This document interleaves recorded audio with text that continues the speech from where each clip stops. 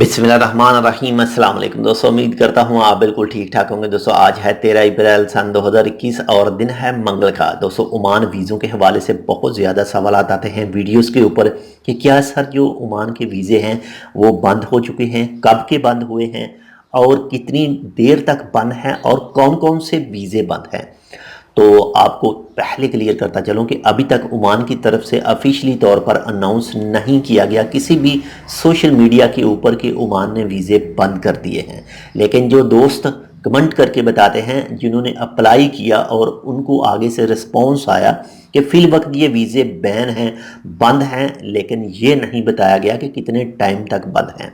लेकिन जैसे ही कोई इसके हवाले से ऑफिशियल न्यूज़ आएगी कि ओमान ने वीज़े बंद किए हैं और कितने टाइम तक बंद किए हैं और कौन कौन से वीज़े बंद किए हैं, तो तब ही हम आपके साथ क्लियर टाइम और वीज़ों के नाम शेयर कर सकते हैं कि कौन से बंद किए हैं, कितने टाइम के लिए बंद किए हैं और कब से बंद किए हैं।